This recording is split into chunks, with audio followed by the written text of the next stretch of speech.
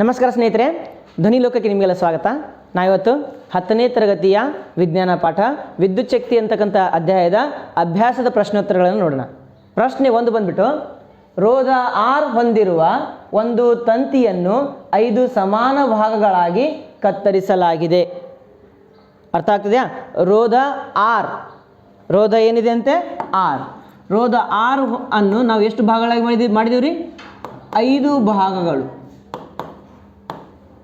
ಆ 5 ಭಾಗಗಳನ್ನು ನಾನು ಏನು ತೊಗೊತೀನಿ ಅಂತಂದರೆ, ಈಗ ಎಕ್ಸಾಂಪಲ್ 100 ರೂಪಾಯಿ ಇದೆ, 5 ಭಾಗ ಮಾಡಿದ್ರೆ ಏನಾಗ್ತಪ್ಪ ಉತ್ತರ? 20 ರೂಪಾಯಿ, 20 ರೂಪಾಯಿ, 20 ರೂಪಾಯಿ, 20 ರೂಪಾಯಿ, 20 ರೂಪಾಯಿ. 5 ಭಾಗನ ಹಾಗಿದ್ರೆ ಏನು ಮಾಡ್ತೀಯಾ? 100 ಭಾಗಲೇ 100 ಭಾಗಲೇ 5, 100 ಭಾಗಲೇ 5, 100 ಭಾಗಲೇ 5, 100 ಭಾಗಲೇ 5 ಹಿಂಗೆ ಬರೀತೀಯ. ಅಂದರೆ ಇಲ್ಲಿ R1 plus R2 plus R3 plus R4 plus R5 5 ಸೇರಿಸಿದ್ರೆ ಎಷ್ಟಾಗ್ತದೆ? 100 ಓಮ್ ಆಗ್ತದೆ. ಅಂದರೆ ಪ್ರತಿಯೊಂದು ಏನು ಬರಿತೀಯ ನೀನು? R ಭಾಗಲೇ 5 plus R ಭಾಗಲೇ 5 plus R ಭಾಗಲೇ 5 plus R ಭಾಗಲೇ 5 plus R ಭಾಗಲೇ 5. ಸರಿನಾ? ಆರ್ ಅಂದ್ರೇನು? 100 ಅಂತ ತೊಗೊಂಡಿದ್ದೀವಿ. ನೀವು ಉದಾಹರಣೆಗೆ ಹೇಳ್ತಾ ಇದ್ದೀನಿ ನಾನು. ಆರ್ ಇವೆಲ್ಲ ನಾನು ಏನು ಮಾಡಿದೆ? ಕೂಡಿಸಿದಾಗ ಏನು ಸಿಗ್ತದೆ ಮತ್ತೆ ವಾಪಸ್? 5ಕ್ಕೆ 5 ಎಲ್ ಸಿ ಎಮ್ ಬರ್ತದ. 5 ಆರ್ ಅಂದರೆ 5 5 ಕ್ಯಾನ್ಸಲ್ ಆಗಿ ಮತ್ತೆ R1 ಬರ್ತದೆ. ಇವುಗಳನ್ನು ಏನು ಮಾಡಿದ್ದಾರೆ ಅಂತವ್ರು? ಸಮಾಂತರವಾಗಿ ಜೋಡಣೆ ಮಾಡಿದ್ದಾರೆ. ಸಮಾಂತರ ಜೋಡಣೆ ಸೂತ್ರ ಏನು? 1/r = R' ಅಂತ ತೊಗೊಂಬಿಡಾದ್ರೆ 1/r' ಏನು ಬರ್ತದೆ? 1/r1 plus 1/r2 plus 1/r3 plus 1/r4 plus 1/r5 ಅಂತ ಬಂತು. ಸರಿಯಾ? ಓಕೆ. ದಿಸ್ ಇಸ್ 1/r' ಈಗೇನು ಮಾಡ್ತೀನಿ ನಾನು? ಇದು R ಭಾಗಲೇ 5 ಏನದ? R1 ಅದ. 1 ಭಾಗಲೇ ಬರಿತೀನಿ ನಾನೀಗ. 1 ಭಾಗಲೇ R ಭಾಗಲೇ 5 ಹೌದಿಲ್ರಿ? ಈಗ ಒಂದು ಸೆಕೆಂಡ್, ನಿಮ್ಗೆ ಕನ್ಫ್ಯೂಷನ್ ಆಗ್ತಿತ್ತು ಅಂತಂದ್ರೆ ಒಂದು ಕೆಲಸ ಮಾಡೋಣಂತೆ. 1 ಭಾಗಲೇ R1 ಅಂದರೆ ಏನು ತೊಗೊಂಡಿದ್ದೆ ಆಗಲೇ? R1 ಅಂತಂದರೆ ಏನು ತೊಗೊಂಡಿದ್ದೆ? 20 ಅಂತ ತೊಗೊಂಡಿದ್ದೆ, ಹೌದಾ? R ಅಂತಂದ್ರೆ ಏನು ತೊಗೊಂಡಿದ್ದೆ? 100. R1 20 ಹೆಂಗೆ ಬಂದಿತ್ತು? R ಭಾಗಲೇ 5. ಸರಿಯಾ? R1 ಅಂದ್ರೆ ಏನು ಅರ್ಥ? R ಭಾಗಲೇ 5. R1 ಬದಲು ಏನು ಬರಲಿ? R ಭಾಗಲೇ 5 ಪ್ಲಸ್ R2 ಬದಲು ಏನು ಬರಲಿ? R ಭಾಗಲೇ 5 plus R ಭಾಗಲೇ 5 plus R ಭಾಗಲೇ 5 plus 1 ಭಾಗಲೇ R ಭಾಗಲೇ 5 ಅಂತ ಆಯಿತು. ಭಾಗಾಕಾರದ ಭಾಗ ಮ್ಯಾಗ ಹೋಗ್ತದೆ, ನಿಮ್ಗೆ ಗೊತ್ತಿದೆ ಹೌದಿಲ್ರಿ? ಇವೆಲ್ಲ ಮ್ಯಾಗ ಕಳಿಸ್ಬಿಡೋಣ. 1/r' = 5 ಭಾಗಲೇ R plus 5 ಭಾಗಲೇ R plus 5 ಭಾಗಲೇ R plus 5 ಭಾಗಲೇ R plus 5 ಭಾಗಲೇ R. 1/r' ಎಲ್ಲ ಕೂಡ್ಸಪ್ಪ. 5 plus 5 plus 5 plus 5 plus 5 25 ಭಾಗಲೇ R. ಯಾಕಂದರೆ ಲಸ ಏನು ಬರ್ತದೆ? ಆರ್ದ ಲಸ ಆರ್ನೇ ಬರ್ತದೆ. ಸರಿನಾ? ಅವ್ರೇನು ಕೇಳಿದಾರೆ ಅಂತಂದರೆ, ಇಲ್ಲಿ ಡಿವಿಷನ್ R ಅದ, ಭಾಗಾಕಾರ R. ಈ ಕಡೆ ಬಂದಾಗ ಏನಾಗ್ತಪ್ಪ? ಗುಣಾಕಾರ ಮ್ಯಾಗ ಹೋಗ್ತದೆ. ಅಂದರೆ R ಭಾಗಲೇ R' = ಏನು ಸಿಗ್ತದೆ ನಮ್ಗೆ? 25 ಭಾಗಲೇ ಏನಿಲ್ಲ ಅಂದ್ರೂ 1 ಇರ್ತದೆ. ಅವರು R ಭಾಗಲೇ R' ಕೇಳಿದರು, ಏನು R' ಭಾಗಲೇ R ಕೇಳಿದರು? R ಉತ್ತರ ಏನು ಬಂತು? 25:1. ಉತ್ತರ ಇದೆಯಾ? ಎಷ್ಟನೇ ಉತ್ತರ? ಡಿ. ಅದೇ ಉತ್ತರನ? ಸರಿ ಉತ್ತರ ಅದೆಯಲ್ಲ? ಟಿಕ್ ಮಾಡ್ರಿ ಹಂಗಿದ್ರೆ. 2ನೇ ಪ್ರಶ್ನೆ, ಈ ಕೆಳಗಿನ ಯಾವ ಪದಗಳು ಮಂಡಲದಲ್ಲಿ ವಿದ್ಯುತ್ ಸಾಮರ್ಥ್ಯವನ್ನು ಪ್ರತಿನಿಧಿಸುವುದಿಲ್ಲ ಅಂತ ಹೇಳ್ತಾರೆ. ವಿದ್ಯುತ್ ಸಾಮರ್ಥ್ಯ ಅಂತಂದ್ರೇನು? ಒಂದು ಸೂತ್ರ ಇದೆ ವಿದ್ಯುತ್ ಸಾಮರ್ಥ್ಯಕ್ಕೆ. P = V × I ಅಂತ ಸೂತ್ರ ಇದೆ. ಈ ಸೂತ್ರ ಪ್ರಶ್ನೆಯೊಳಗಡೆ ಇದೆಯಾ? ಇದು IR ಇರಬೇಕು, ಹೌದಿಲ್ಪ? ಏನು VR ಅದ? ಒಂದೇದೇನದಲ್ಲಿ IR ಅದ? I²R ಇದು I²R ಅಂತ ಬರಿತೀನಿ ನಾನು. ನೋಡ್ರಿ, ಈ ಕೆಳಗಿನ ಯಾವ ಪದಗಳು ಮಂಡಲದಲ್ಲಿ ವಿದ್ಯುತ್ ಸಾಮರ್ಥ್ಯ P = V × I ಅದ? ಇದು ಆಲ್ರೆಡಿ ಇದೆಯಾ? P = V × I ಇದೆ. ಓಕೆ. ಯಾವುದು ಇಲ್ಲ ಅಂತ ಕೇಳ್ತಾರೆ ಅವರು? ಪ್ರತಿನಿಧಿಸುವುದಿಲ್ಲ ಅಂತ ಕೇಳ್ತಾ ಇದ್ದಾರೆ. ನೆಕ್ಸ್ಟ್ P = V × I ಅಂತ ಇದೆ. I ಸೂತ್ರ ಏನು? I = V I × R ಇದೆ. I = V / R. I = V / R. ಹಾಂ ಅಂದ್ರೆ ಇಲ್ಲಿ ವಿ ಹೆಂಗದ ಹಂಗೆ ಬರಿತೀನಿ, ಐ ಬದಲಿ ಏನು ಬರಲಿ ಮಕ್ಕಳೇ, V divided by R. P is equal to V into V square divide by R. ಇದು ಒಂದನೇ ಸೂತ್ರ, ಇದು ಎರಡನೇ ಸೂತ್ರ. ಎರಡನೇ ಸೂತ್ರನೂ ಇದೆಯಾ ಪ್ರಶ್ನೆ ಒಳಗಡೆ? ಇಲ್ಲ ಐತೆ ನೋಡಿ, ಎರಡನೇ ಸೂತ್ರನೂ ಇದೆ. ನೆಕ್ಸ್ಟ್ ಈಗ P is equal to V into I ಇದೆ. P is equal to V ಸೂತ್ರ ಏನು? ವಿ ಇಸ್ ಈಕ್ವಲ್ ಟು ಸೂತ್ರ ಏನು? I into R. ಅಂದ್ರೆ ವಿ ಬದಲಿ ಏನಾಗಲಿ, I into R into I. V ಬದಲಿ ಏನು ಹಾಕಿದ್ವಿ ನಾವು? ವಿ ಬದಲಿ I into R into I. P is equal to I into I square into R. ಇದು ಸೂತ್ರ ಇದೆಯಾ? ಅಂದರೆ ಪವರ್ ಸಾಮರ್ಥ್ಯಕ್ಕೆ 3 ಸೂತ್ರ ಅದಾವೆ. ಆ 3 ಸೂತ್ರಗಳು ಇಲ್ಲಿ ಕಾಣ್ತಾವೆ ನಿಮಗೆ. ಇಲ್ಲಿ ಕಾಣ್ತಾವಪ್ಪ, ಇದು ಕಾಣ್ತಾನು ಐ ಆರ್ ಸ್ಕ್ವೇರ್ ಅದನ್ನು ಇಲ್ಲ, ಐ ಸ್ಕ್ವೇರ್ ಆರ್. ಹೌದಾ? ಇದು ಸೂತ್ರ, ಇದು ಸೂತ್ರ, ಇದು ಸೂತ್ರ. ಐ ಆರ್ ಸ್ಕ್ವೇರ್ ಅಂತಕ್ಕಂಥ ಸೂತ್ರ ಇದೆಯಾ? ಇಲ್ಲ. ಅಂದ್ರೆ ಉತ್ತರ ಏನಾಗ್ತದಪ್ಪ? I R square. ಇದಕ್ಕೆ ಉತ್ತರ. ಸರಿನಾ? ಮೂರನೇ ಪ್ರಶ್ನೆ ಅತಿ ಉತ್ತಮವಾದಂಥ ಪ್ರಶ್ನೆ ಇದು. ಪ್ರಶ್ನೆ ಬಂದ್ಬಿಟ್ಟು, ಒಂದು ವಿದ್ಯುತ್ ಬಲ್ಬ್ ಅನ್ನು 220 ವೋಲ್ಟ್ ಮತ್ತು 100 ವ್ಯಾಟ್ ಎಂದು ನಮೂದಿಸಲಾಗಿದೆ. ಒಂದು ಬಲ್ಬ್ನ ಮೇಲೆ ಕೆಳಭಾಗದಲ್ಲಿ ಬರೆದಿರ್ತಾರೆ 60 ವ್ಯಾಟ್, 100 ವ್ಯಾಟ್, ಈ ಥರ ನೋಡಿದರೆ 220 ವೋಲ್ಟ್ ಅಂತ ಬರೆದಿರ್ತಾರೆ. ಸರಿನಾ? ನಮೂದಿಸಲಾಗಿದೆ. ಈ ಏನಿದೆ ಮುಂದೆ ಬಿ ಅಂತ ನೋಡು. ಈ ಬಲ್ಬ್ ಅನ್ನು 110 ವೋಲ್ಟ್ನಲ್ಲಿ ಕಾರ್ಯನಿರ್ವಹಿಸಿದರೆ ಅದರಲ್ಲಿ ಬಳಕೆಯಾದ ಸಾಮರ್ಥ್ಯ ಎಷ್ಟು ಅಂತ ಕೇಳ್ತಾರೆ. ಮಕ್ಕಳೇ, ಸಿಕ್ಕಾಪಟ್ಟೆ ಮಳೆ ಆಗಿದೆ, ಎಲ್ಲ ಕಡೆಗೆ ವಿದ್ಯುತ್ ಚೆನ್ನಾಗಿ ಸಿಗ್ತಾ ಇದೆ. ಆವಾಗ ಈ ಒಂದು ಪವರ್, ಎಷ್ಟು ಪವರ್ ಐತಪ್ಪ ಲೈಟಿಗೆ ಭಾಳ ಅದನ್ನು ಅಂತೀಯ. ಒಂದೊಂದು ಟೈಮ್ ಎಷ್ಟು ಡಿಮ್ ಅದ ಲೈಟ್, ಟಿ ವಿನೇ ಹತ್ತಲಾಗಿದೆ ನಮ್ಮ ಮನ್ಯಾಗ, ಮಿಕ್ಸಿ ಚಾಲುವಾಗಲಾಗಿದೆ ನಮ್ಮ ಮನ್ಯಾಗ ಅಂತಂತೀಯ ಇಲ್ಲ? ಅರ್ಥ ಏನು? ಡಿಮ್ ಅಂತಂದ್ರೆ ವೋಲ್ಟೇಜ್ ಕಡಿಮೆ ಅಂದಂಗೆ. ವೋಲ್ಟೇಜ್ ಕಡಿಮೆ ಇದ್ರೆ ಪವರ್ ಕಡಿಮೆ ಆಗ್ತದೆ, ವೋಲ್ಟೇಜ್ ಜಾಸ್ತಿ ಆದ್ರೆ ಪವರ್ ಜಾಸ್ತಿ ಆಗ್ತದೆ. ಇಲ್ಲಿ 220 ವೋಲ್ಟೇಜ್ ಇತ್ತು, ಅದನ್ನ ಏನು ಮಾಡ್ಯಾರ ಅವರು? 110 ವೋಲ್ಟೇಜಿಗೆ ಕಡಿಮೆ ಮಾಡ್ಯಾರ. ಪವರ್ ಏನಾಗ್ತದೆ? 100 ಇದ್ದಿದ್ದು ಅದನ್ನು ಕಡಿಮೆ ಆಗ್ತದೆ. ಎಷ್ಟು ಕಡಿಮೆ ಆಗ್ತದೆ ಅದನ್ನು ಕಂಡುಹಿಡಿಬೇಕು. ಅರ್ಥ ಆಯ್ತಾ? ನಮಗೆ ತಿಳಿದಂತೆ, ಯಾರಿಗೆ? ನಮಗೆ ತಿಳಿದಂತೆ ಒಂದು ಸೂತ್ರ ಗೊತ್ತಿದೆ ಮಕ್ಕಳೇ. ಏನು ಸೂತ್ರ ಅಂತಂದರೆ, ಮೊದಲು ದತ್ತ ಬರೆಯೋಣ. ದತ್ತ ಇಲ್ಲಿ voltage V1 is equal to 220 volt ಅಂತ ಕೊಟ್ಟಿದ್ದಾರೆ. ಅದು ಆದ ನಂತರ ಮುಂದೆ power P1 is equal to ಏನು ಕೊಟ್ಟಿದ್ದಾರೆ ಮಕ್ಕಳೇ? 100 ವ್ಯಾಟ್ ಅಂತ ಕೊಟ್ಟಿದ್ದಾರೆ. ಮತ್ತು voltage V2 is equal to ಏನು ಕೊಟ್ಟಿದ್ದಾರೆ? 110 ವೋಲ್ಟ್ ಅಂತ ಕೊಟ್ಟಿದ್ದಾರೆ. Power P2 is equal to ಪ್ರಶ್ನಾರ್ಥಕ ಚಿಹ್ನೆ, ಅದನ್ನೇ ಕೇಳಿದ್ದಾರೆ ಈಗ. ಸರಿನಾ? ಪವರ್ ಕೇಳಿದ್ದಾರೆ. ಮಕ್ಕಳೇ, ನಮಗೆ ತಿಳಿದಂತೆ ಒಂದು ಸೂತ್ರ ಗೊತ್ತಿದೆ. ಇಲ್ಲಿ ಒಂದು ವಿದ್ಯುತ್ ಬಲ್ಬ್ ಇದೆಯಲ್ಲ, ವಿದ್ಯುತ್ ಬಲ್ಬ್ ವೋಲ್ಟೇಜ್ ಹೆಚ್ಚು ಕಡಿಮೆ ಆದರೆ ಕರೆಂಟ್ನು ಹೆಚ್ಚು ಕಡಿಮೆ ಆಗ್ತದೆ.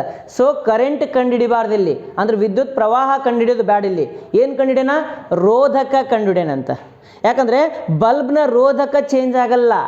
ಬಲ್ಬ್ನಲ್ಲಿ ವಿದ್ಯುತ್ ಪ್ರವಾಹ ಚೇಂಜ್ ಆಯಿತು ಅಂತಂದರೆ ಅದ್ರದ್ದು ವಿಭವಾಂತರ ಚೇಂಜ್ ಆಗ್ತದೆ. ವಿಭವಾಂತರ ಚೇಂಜ್ ಆದರೆ ವಿದ್ಯುತ್ ಪ್ರವಾಹ ಚೇಂಜ್ ಆಗ್ತದೆ. ಆಮೇಲೆ ವಿದ್ಯುತ್ ಪ್ರವಾಹ ವಿಭವಾಂತರ ಎರಡು ಚೇಂಜ್ ಆಗ್ತಾ ಇದ್ದು ಅಂತಂದ್ರೆ ಅಲ್ಲೇನು ಚೇಂಜ್ ಆಗ್ತದಪ್ಪ? ಸಾಮರ್ಥ್ಯ ಬದಲಾವಣೆ ಆಗ್ತದೆ. ಸಾಮರ್ಥ್ಯ, ವಿದ್ಯುತ್ ಪ್ರವಾಹ, ವಿಭವಾಂತರ ಇವೆಲ್ಲ ಬದಲಾವಣೆ ಆಗುವಂತಹ ವಸ್ತುಗಳು. ಆದರೆ ರೋಧಕ ಮಾತ್ರ ಬದಲಾವಣೆ ಆಗುವುದಿಲ್ಲ. ಅದಕ್ಕೆ ನಾವು ಬಲ್ಬ್ನ ರೋಧಕ ಕಂಡುಹಿಡಿಬಿಡೋಣಂತ. ಫಸ್ಟಿಗೆ ರೋಧಕ ಕಂಡುಹಿಡಿದು ಅದರ ಸಾಮರ್ಥ್ಯವನ್ನು ಕಂಡುಹಿಡೋಣಂತೆ. ಮೊದಲು ರೋಧಕ ಕಂಡುಹಿಡಬೇಕಂದ್ರೆ ಸೂತ್ರ ಇದೆ. ಏನಂತಂದರೆ, ನಮಗೆ ತಿಳಿದಂತೆ ಸೂತ್ರ ಏನಂತಂದರೆ P is equal to V square into R. ಆಗಲೇ ಹೇಳಿದ್ದೀನಿ ಗೊತ್ತಾ? P is equal to V square into R. ಇದು ಸೂತ್ರ. ಮೊದಲೇನು ತೊಗೋತೀನಿ ಅಂದರೆ P1 ಅಂತ ತೊಗೋತೀನಿ. P1 is equal to V1 square R1 ಅಂತ ತೊಗೊತೀನಿ ನಾನು. P1 square is equal to V1 square R ಅಂತ. R1 ತೊಗೊಳಂಗಿಲ್ಲ, ಆರ್ ಅಂತ ತೊಗೋತೀನಿ. ಯಾಕಂದರೆ ರೋಧಕ ಯಾವಾಗಲೂ ಸಮನಾಗಿರ್ತದೆ ಒಂದು ಬಲ್ಬಿಂದು. ಇಲ್ಲಿ ಗುಣಾಕಾರ ಈ ಕಡೆ ಬಂದಾಗ ಏನಾಗ್ತದೆ ರೀ? ಭಾಗ.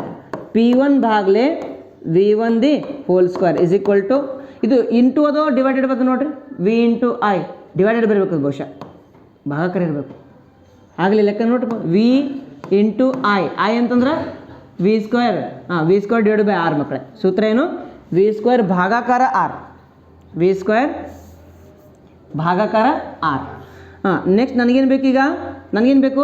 ಆರ್ ಬೇಕು, ಹೌದಲ್ಲ? ಆರ್ ಬೇಕಂದ್ರೆ ಈ ಕಡೆ ಕಳಿಸ್ತೀನಿ. ಭಾಗಾಕಾರ ಇದು ಏನಾಗ್ತದೆ ಈ ಕಡೆ ಬಂದಾಗ? ಗುಣಾಕಾರ. ಇದು ಗುಣಾಕಾರ ಈ ಕಡೆ ಬಂದು ಏನಾಗ್ತದೆ? ಭಾಗಾಕಾರ. ಅಂದರೆ ಆರ್ ಇಸ್ ಈಕ್ವಲ್ ಟು ಸೂತ್ರ ಏನಾಗ್ತದೆ? V square divided by P, ಅಂದರೆ V one square divide by P one ಅಂತ ತೊಗೊತೀನಿ. ತಿಳಿತಾ? ಆಮೇಲೆ ವಿ ಒನ್ ಎಷ್ಟಿದೆ? ವಿ ಒನ್ ಎಷ್ಟಿದೆ? 220. ಸ್ಕ್ವೇರ್ ಅಂತಂದ್ರೆ 2 ಸತಿ ಬರಿಬೇಕು. ಡಿವೈಡೆಡ್ ಬೈ ಪವರ್ ಎಷ್ಟಿದೆ ಮಕ್ಕಳೇ? ಮೊದಲು ಪವರ್ 100 ವ್ಯಾಟ್, 0 0 0 0. ಆದ್ದರಿಂದ ನಮ್ಮ ಹತ್ರ ರೋಧಕ ಸಿಕ್ತು. ಬಲ್ಬ್ನ ರೋಧಕ 22 22 484 ಓಮ್ ಅಂತ ಬಂತು. ಇದು ಬಲ್ಬ್ನ ರೋಧಕ ಸಿಕ್ತು. ಅದಾದ ನಂತರ ನಮಗೇನು ಸಿಗಬೇಕೀಗ? P2 is equal to V square, V2 square divided by R. ಹೌದಲ್ಲ ಸೂತ್ರ? P ಇಸ್ ಈಕ್ವಲ್ ಟು ಸೂತ್ರ ಏನು? V square by R. P1 ಅಂದ್ರೆ V1 square by R. P2 ಅಂದ್ರೆ V2 square by R. Okay, P2 ಗೊತ್ತದಾನು ನಮಗೆ? ಇಲ್ಲ. V2 ಗೊತ್ತದಾನು? V2 ಎಷ್ಟದ? 110 ಗುಂಡ್ಲೆ 110, ಯಾಕೆ? ಸ್ಕ್ವೇರ್ ಇದೆ. ಆಮೇಲೆ ಆರ್ನ ಬೆಲೆ ಎಷ್ಟು ಬಂದಿದೆ ಮಕ್ಕಳೇ? 484 ಇಸ್ ಈಕ್ವಲ್ ಟು ಗುಣಾಕಾರ ಮಾಡಿದಾಗ 0 0 ಇದ್ರೆ 0 0 ಬಂದ್ಬಿಡ್ತಾವ, 00 ಬಂದ್ಬಿಡ್ತಾವಲ್ಲ. 11 11 121 ಬಾಗ್ಲೆ 484 121 121 4 484. ಹೌದಿಲ್ಪ? 104 ಎಷ್ಟ? 104 ಎಷ್ಟು ಮರಯ? 400. 21 ಎಷ್ಟು ಮರಯ? ಆದಲ್ಲಿ ಮತ್ತೆ 84 ಇಲ್ಲಿ ತಿಳಿತದ? 104 400 21 84. ಎಷ್ಟು ಉಳಿತು ಈಗ? ಬರೇ ಮ್ಯಾಗ ಎಷ್ಟು ಉಳಿತು? 1 ಇಲ್ಲಿ 100 ಅದ. 1 ಮ್ಯಾಗ ಮುಂದೇನು ಕೊಡ್ತೀವಿ? ಪೂಜಿ 2 ಬಾಗ್ಲೆ 4 4 1 4 25 ವ್ಯಾಟ್. ಅಂದರೆ ಪವರ್ P2 ಎಷ್ಟು ಸಿಕ್ತಪ್ಪ? 25 ವ್ಯಾಟ್ ಸಿಕ್ತು ನನ್ನ ಮಕ್ಕಳು.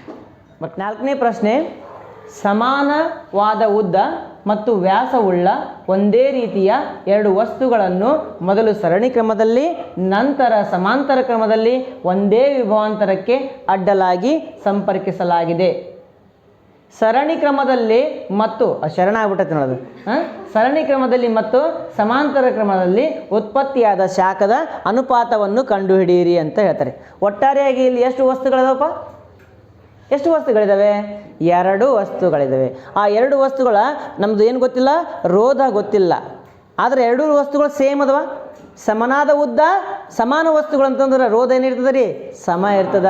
ಅಂದ್ರೆ ಅವೆರಡು ವಸ್ತುಗಳ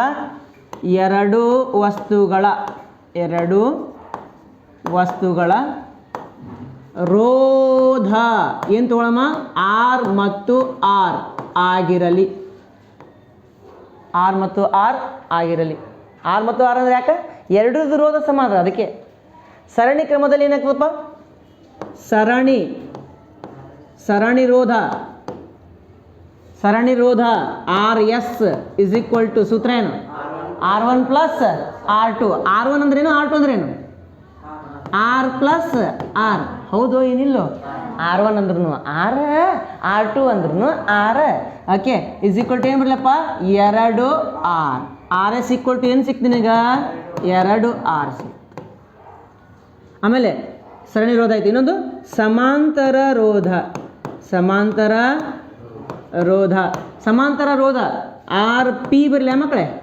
ಸೂತ್ರ ಏನು? 1/R1 plus 1/R2. R1 R2 ಅಂದರೆ RR is equal to 1 divided by ಇಲ್ಲಿ ಏನಾಗ್ತದಪ್ಪ? ಇದು ಎಲ್ ಸಿ ಎಮ್ ಏನಾಗ್ತದೆ? ಲಸ ಏನಾಗ್ತದೆ ರೀ? R ಆಗ್ತದೆ. 1 + 1 ಬರಲಿ ಮ್ಯಾಗ. ಲಸ ಸೇಮ್ ಮ್ಯಾಗಿಂದ ಕೂಡಿಸ್ಬೇಕಲ್ಲ ಮತ್ತೆ. RP ಸೂತ್ರ ಏನದು? RP ಈಕ್ವಲ್ ಟು ಅದ 1/RP ಈಕ್ವಲ್ ಟು ಅದ. ಮತ್ತು 1 divided by RP is equal to ಅದ್ರ ನನ್ನ ಮಕ್ಕಳೇ ಸೂತ್ರ. ಅಂದ್ರೆ ಇಲ್ಲಿ ಏನು ಬರಲಿ? 1 divided by RP is equal to 2/R ಅಂತ ಆಗ್ತದೆ. ಸರಿ ನನ್ನ ಮಕ್ಕಳೇ, ಈಗ ಇದನ್ನು ಉಲ್ಟಾ ಮಾಡೋಣಂತ. ಏನಾಗ್ತದೆ? RP equal to R/2. ಅಂದರೆ ಸಮಾಂತರವಾಗಿದ್ದಾಗ ಒಟ್ಟು ರೋಧ ಈಕ್ವಲ್ ಟು ಎಷ್ಟು? R ಭಾಗಲೆ 2. ಸರಣಿ ಇದ್ದಾಗ ಒಟ್ಟು ರೋಧ ಎಷ್ಟು? 2R. ನಿಮಗೆ ತಿಳಿದಂತೆ, ಯಾರಿಗೆ? ನಮಗೆ ತಿಳಿದಂತೆ. ಸರಿಯಾ? ಅವರಿಂದ ಸರಣಿ ಮತ್ತು ಸಮಾಂತರ ಅಂದ್ರೆ ಇಲ್ಲ, ಮೊದಲು ಸರಣಿ ಆಮೇಲೆ ಸಮಾಂತರ ಅಂದ್ರೆ ಇಲ್ಲಪ್ಪ ಪ್ರಶ್ನೆಯೊಳಗೆ. ಹಾಂ, ಸರಣಿಯಲ್ಲಿದ್ದಾಗ ಉತ್ಪನ್ನ ಸರಣಿಯಲ್ಲಿನ ಅಥವಾ ಶಾಖದ ಸೂತ್ರ ಬರೋಣ. ಸರಣಿಯಲ್ಲಿನ ಶಾಖದ ಸೂತ್ರ ಏನು? H = I² R × T. ಹೌದು ಏನು ಇಲ್ಲೋ? ಹೌದು. ಓಕೆ, H = I² ಸೂತ್ರ ಏನು? V² / R². I = V/R. I² = V² / R² into R into T. R² ಒಂದು R ಕ್ಯಾನ್ಸಲ್. H = ಏನು ಸಿಗ್ತಪ್ಪ? V² / R into T. ಇದು ಸರಣಿಯಲ್ಲಿನ ಶಾಖ. ಸರಣಿ ಅಂದರೆ ಎಸ್ ಬರೀಲಿ ನನ್ನ ಮಗನೇ, HS. ಸರಣಿಯಲ್ಲಿನ ಶಾಖ = ವೋಲ್ಟೇಜ್ ಸ್ಕ್ವೇರ್ T. ಇದು ಸರಣಿಯಲ್ಲಿನ ರೋಧ ಬರೀಲಿ. ಇದು ಸರಣಿಯಲ್ಲಿನ ಶಾಖ ಇದ್ದಾಗ ಮಕ್ಕಳೇ ಇದೇನಾಗ್ತದೆ? ಸರಣಿಯಲ್ಲಿನ ರೋಧ ಆಗ್ತದೆ. ಅಂದರೆ RS = V² T / RS ಅಂದರೆ ಎಷ್ಟು ಬಂದಿದೆ ಮಕ್ಕಳೇ? HS = 2R. RS ಬದಲು ಏನು ಬರಲಿ? 2R. ಇದನ್ನು ಒಂದು ಬಾಕ್ಸ್ ಒಳಗೆ ಇಟ್ಕೊಂಡ್ಬಿಡ್ತೀನಿ. ಇದನ್ನು 1 ಅಂತ ತೊಗೊತೀನಿ ಸಮೀಕರಣ. ಇದು ಸರಣಿಯಲ್ಲಿನ ಶಾಖ. ಇನ್ನು ಮುಂದೆ ಬರೋದೇನು? ಸಮಾಂತರದಲ್ಲಿನ ಶಾಖ. ಸೂತ್ರ ಏನು? ಸಮಾಂತರದಲ್ಲಿನ ಶಾಖ ಅದೇ ಸೂತ್ರ. H = ಇದು ತೊಗೊಂಡ್ಬಿಡ್ತೀನಿ ಸೂತ್ರ ಒಮ್ಮೆ ಡೈರೆಕ್ಟಾಗಿ. HP ಬರೀಲಿ. P ಅಂದ್ರೇನು? ಸಮಾಂತರ. P ಅಂದರೆ ಪ್ಯಾರಲ್, ಸಮಾಂತರ. HP = ಇದೇ ಸೂತ್ರ ತೊಗೊಂಡ್ಬಿಡ್ತೀನಿ ಡೈರೆಕ್ಟಾಗಿ. HP = ಏನು ಬರಲಪ್ಪ? V² T / RP ಅಂತ ತೊಗೊತೀನಿ. ನೆಕ್ಸ್ಟ್ ಏನಾಗ್ತದೆ ನೋಡಮ್ಮ.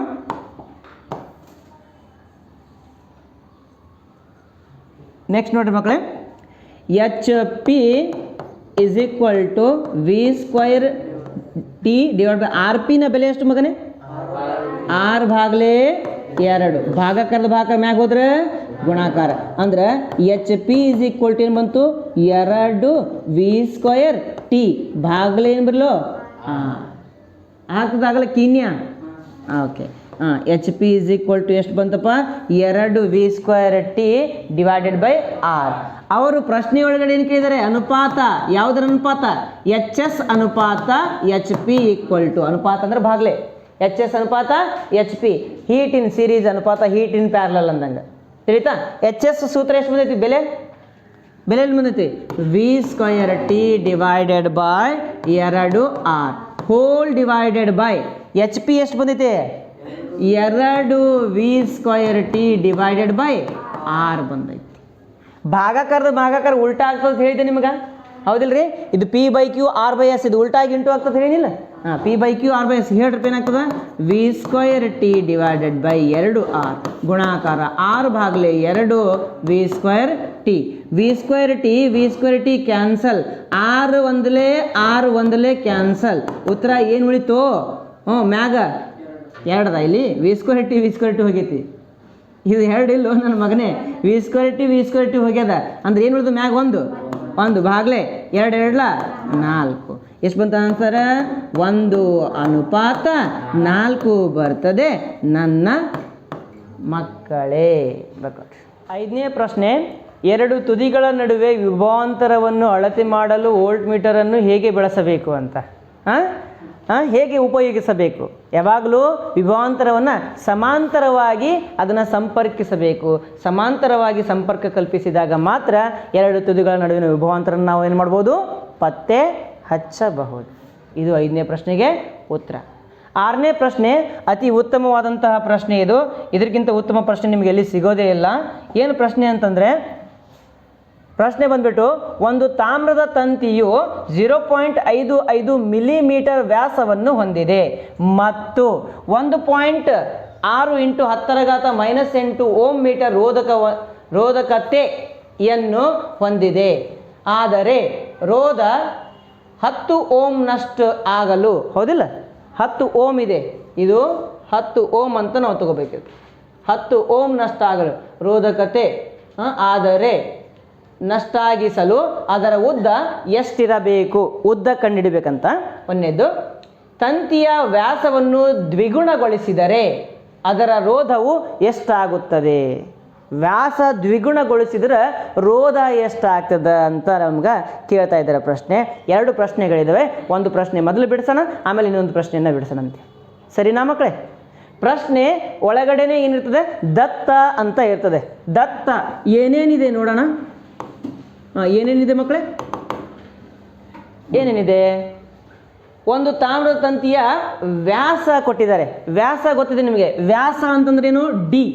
ಡಿ ವ್ಯಾಸ ಇಸ್ ಈಕ್ವಲ್ ಟು 0.5 ಮಿಲಿಮೀಟರ್ ಅಂತ ಕೊಟ್ಟಿದ್ದಾರೆ.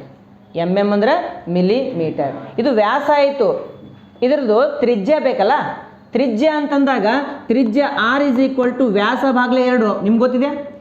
R ಇಸ್ ಈಕ್ವಲ್ ಟು ವ್ಯಾಸ ಭಾಗಲೆ 2. ವ್ಯಾಸ ಎಷ್ಟಿದೆ? 0.5 ಭಾಗಲೆ 2 ಅಂದರೆ 0.25 ಬರ್ತದೆ. ಆಮೇಲೆ ಮಿಲಿಮೀಟರನ್ನು ಮೀಟರ್ಗೆ ಕನ್ವರ್ಟ್ ಮಾಡ್ಬೇಕು. ನಾವಿಲ್ಲಿ ಏನು ಮಾಡಬೇಕು? ಮಿಲಿಮೀಟರನ್ನು ಮೀಟರ್ಗೆ ಮಾಡಬೇಕು. ಯಾಕಂದ್ರೆ ಉದ್ದ ಮೀಟರ್ದಾಗ ಬರ್ತದೆ ಆನ್ಸರ್. ಅದ್ರ ಸಲುವಾಗಿ ಮಿಲಿಮೀಟರ್ ಇದ್ದದ ಏನು ಮಾಡ್ಬೇಕು? ನಾನು ಮೀಟ್ರಲ್ಲಿ ಸ್ಟ್ಯಾಂಡರ್ಡ್ ಫಾರ್ಮ್ ಅಂತ ನಾವು ಹೇಳ್ತೀವಿ. 1 millimetre is equal to 10⁻³ metre. 1 millimetre is equal to ಏನಪ್ಪ? 10⁻³ ಮೀಟರ್. ಅಂದರೆ ಮಿಲಿಮೀಟರ್ ಬದಲು ಏನು ಬರಲಿ ನಾನು? 10⁻³ ಮೀಟರ್ ಅಂತ ಬರೀತೀನಿ. 10⁻³ ಮೀಟರ್. ಇದು ತ್ರಿಜ್ಯ ಬಂತು. ಏನು ಬಂತಿದು? ತ್ರಿಜ್ಯ ಬಂತು. ಅದು ಆದ ನಂತರ ಪ್ರಶ್ನೆಯೊಳಗೆ ಏನು ಕೊಟ್ಟಿದ್ದಾರೆ? ರೋಧಕತೆ ಕೊಟ್ಟಿದ್ದಾರೆ. ರೋಧಕತೆಗೆ ನಾವೇನು ಕರಿತೀವಿ? ರೋ ಅಂತ ಕರಿತೀವಿ. ರೋಧಕತೆ ಹೆಂಗೆ ಕರಿತೀವಪ್ಪ? ರೋ. ರೋಧಕತೆ ಇಸ್ ಈಕ್ವಲ್ ಟು ಎಷ್ಟಿದೆ ಮಕ್ಕಳೇ? 1.6 ಗುಣಲೆ 10⁻⁻8 ಓಮ್ ಮೀಟರ್ ಅಂತ ಇದೆ. ಇದು ರೋ. ನಂತರ ರೋಧ ಕೊಟ್ಟಿದ್ದಾರೆ. ರೋಧ R is equal to 10 ohm. ಪ್ರಶ್ನೆ ಇರೊಳಗೆ ಎಷ್ಟೇ ಇದೆಯಾ ಚೆಕ್ ಮಾಡ್ಕೊಳ್ರಿ. R is equal to 10 ohm ಇದೆಯಾ? R is equal to 10 ohm. ನಷ್ಟ ಆಗಲು ಇರಬೇಕಾದ ಉದ್ದ ಕೇಳಿದ್ದಾರೆ ಮಕ್ಕಳೇ. ಏನು ಕೇಳಿದ್ದಾರೆ? ಉದ್ದ. L ಇಸ್ ಈಕ್ವಲ್ ಟು ಪ್ರಶ್ನಾರ್ಥಕ ಚಿಹ್ನೆ. L ಇಸ್ ಈಕ್ವಲ್ ಟು ಪ್ರಶ್ನಾರ್ಥಕ ಚಿಹ್ನೆ ಅಂತ ಆಗ್ತದ. ಇದು ದತ್ತ ನಮಗೆ ಸಿಕ್ತು. ನಮಗೆ ತಿಳಿದಂತೆ ಒಂದು ಸೂತ್ರ ಗೊತ್ತಿದೆ. ಏನು ಸೂತ್ರ? ರೋಧಕತೆದು ರೋಧಕತೆ rho is equal to R L divided by A. RA divided by L. Okay. R is equal to ಏನು ಬರ್ತದಪ್ಪ? R is directly possible L divided by A into ಇಲ್ಲಿ ಏನು ಬರ್ತದೆ? ರೋ ಬರ್ತದೆ. ಇದು ಸೂತ್ರ ಅದ. ಆಮೇಲೆ ನಮಗೆ ರೋಧಕತೆ ಬೇಕು, ಈ ಕಡೆ ಕಳಿಸ್ತೀನಿ, ಇದು ಈ ಕಡೆ ಕಳಿಸ್ತೀನಿ. ಅವಾಗ ಏನಾಗ್ತದೆ? Rho is equal to RA divided by L ಅಂತ ಆಗ್ತದೆ ಸೂತ್ರ. ಏನು ಸೂತ್ರ? ನಮಗೆ ತಿಳಿದಂತೆ rho is equal to RA divided by L. ಇದು ಸೂತ್ರ. ಸರ್ ಎ ಅಂದರೆ ಏನಿಲ್ಲಿ? ಎ ಅಂತಂದರೆ ಅಡ್ಡ ಕೊಯ್ತದ ವಿಸ್ತೀರ್ಣ. ಏನಪ್ಪ ಎ ಅಂದರೆ? ಅಡ್ಡ ಕೊಯ್ತದ ವಿಸ್ತೀರ್ಣ. ಅಡ್ಡ ಕೊಯ್ತದ ವಿಸ್ತೀರ್ಣ. ಸರ್ ಅಡ್ಡ ಕೊಯ್ತ ಅಂದ್ರೇನ್ರಿ? ಅಡ್ಡ ಕೊಯ್ತ ಅಂತಂದರೆ ಒಂದು ವಸ್ತು ಇದೆ, ಅದು ಒಂದು ಏನಂತಾರೆ ತಂತಿ ಇದೆ. ತಂತಿಯನ್ನು ಅಡ್ಡ ಕೊಯ್ದಾಗ ನಾವು ಹಿಂಗೆ ಹಿಡಿದು ನೋಡೋದಿಲ್ಲ, ಸರ್ಕಲ್ ಕಾಣ್ತಾ ಗೊತ್ತಾ? ವೃತ್ತ ಕಾಣ್ತದೆ. ಈ ಒಂದು ತಂತಿಯನ್ನು ಹಿಂಗೆ ಅಡ್ಡ ಕೊಯ್ದೀವಿ ಅಂತಂದರೆ ಹಿಂಗೆ ನೋಡಿದಾಗ ಏನು ಕಾಣ್ತದೆ? ಒಂದು ವೃತ್ತ ಕಾಣ್ತದೆ. ಅದ್ರದ್ದು ವಿಸ್ತೀರ್ಣ ಎ ಅಂದ್ರೆ ಅದ್ರದ್ದು ವಿಸ್ತೀರ್ಣ. ಅರ್ಥ ಆಯ್ತಾ? ಓಕೆ. ಅದ್ರ ವಿಸ್ತೀರ್ಣ ಅಡ್ಡ ಕೊಯ್ತದ ವಿಸ್ತೀರ್ಣ ಅಂತಂದ್ರೆ ವೃತ್ತದ ವಿಸ್ತೀರ್ಣ ಅಂದಂಗೆ. ಹೌದಿಲ್ರಿ? ವೃತ್ತದ ವಿಸ್ತೀರ್ಣ ಸೂತ್ರ ಏನು? πr². ವೃತ್ತದ ವಿಸ್ತೀರ್ಣ ಸೂತ್ರ πr². ಈ ಒಂದು ಬೆಲೆನ ಅಲ್ಲಿ ಹಾಕೋಣಂತ. ಪೈನ ಬೆಲೆ 22/7. Okay. This is equal to R ಅಂದರೆ ಎಷ್ಟು ಮಕ್ಕಳೇ? 10 ಗುಣಲೆ ಗುಣಲೆ ಇನ್ನೊಂದು ನಮ್ಗೆ ಎಲ್ ಬೇಕಲ್ಲ. ವೇಟ್ ಮಾಡಿರಿ. ಏನು ಬೇಕು ನಮ್ಗೆ? ಎಲ್ ಬೇಕಲ್ಲ. ಏನು ಬೇಕು? ಎಲ್ ಬೇಕು. ಎಲ್ ಬೇಕಂದ್ರೆ ಎಲ್ ಈ ಕಡೆ ಕಳಿಸ್ತೀನಿ, ರೋ ಈ ಕಡೆ ತೊಗೊಂಬಂದ್ಬಿಡ್ತೀನಿ. ಭಾಗಕರ ಇದು ಗುಣಾಕಾರ, ಗುಣಾಕಾರ ಇದು ಭಾಗಾಕಾರ. ಅಂದರೆ L is equal to RA divided by rho. RA divided by rho. ಆರ್ನ ಬೆಲೆ ಎಷ್ಟು? 10. 10 ಗುಣಲೆ ಏನ ಬೆಲೆ ಎಷ್ಟು 0. ಸಾರಿ ಪೈ ಅದಲ್ಲ ಪೈ ಆರ್ ಸ್ಕ್ವೇರ್ ಇಲ್ರಿ pi r square divided by ರೋನ ಬೆಲೆ ಎಷ್ಟು ರೋನ ಬೆಲೆ 1.6 ಗುಂಡ್ಲೆ 10 minus 8 ohm metre. This is equal to 10 ಗುಂಡ್ಲೆ ಪೈನ ಬೆಲೆ ಎಷ್ಟಪ್ಪ 22 ಭಾಗ್ಲೆ 7 ಗುಣಾಕಾರ ಆರ್ನ ಬೆಲೆ ಎಷ್ಟು ಮಕ್ಕಳೇ 0.25 0.25 ಇಂಟು 10 ಮೈನಸ್ 3 ಇಂಟು 10 ಮೈನಸ್ 3. ಯಾಕೆ ಹಿಂಗೆ ಬರದೆ ಸ್ಕ್ವೇರ್ ಅದ ಅಲ್ಲಿ ಆರ್ ಸ್ಕ್ವೇರ್ ಅದ ಏನದ ಆರ್ ಸ್ಕ್ವೇರ್ ಅದ ಆರ್ ಅಂತಂದ್ರೆ ಕಿಟ್ಟು ಆರ್ ಸ್ಕ್ವೇರ್ ಅಂದ್ರೆ ಕಿಟ್ಟು ಅಂದ್ರೆ 2 ಸಲ ಬರೀ ಅಂದಂಗೆ ಅರ್ಥ ಆಯ್ತಾ. ಓಕೆ ಭಾಗಾಕಾರ ಏನು ಬರಿಬೇಕು ನಾನು 1.6 ಗುಂಡ್ಲೆ 10 ಮೈನಸ್ 8. ಸರಿನಾ ಮಕ್ಕಳೇ ಸರಿಯೋ ನಿಲ್ಲೋ. Okay this is equal to 22 10 220. ಒಂದು ಕೆಲಸ ಮಾಡೋಣಂತ ಇಲ್ಲಿ 2 8 16 ಹೌದಾ 2 11 22 ಹೌದಾ. ಇಲ್ಲಿ ಪಾಯಿಂಟ್ ಅದ ಇಲ್ಲೊಂದು ಪಾಯಿಂಟ್ ಕೊಟ್ಟು 0 ತೊಗೊಂಡ್ಬಿಡೋಣ ತೊಗೊಳ್ಬೋದಲ್ಲ. ಓಕೆ ನೆಕ್ಸ್ಟ್ ಹಂಗೆ ತೊಗೊಂಡು ಹೋಗ್ತೀನಿ ನೋಡಿ.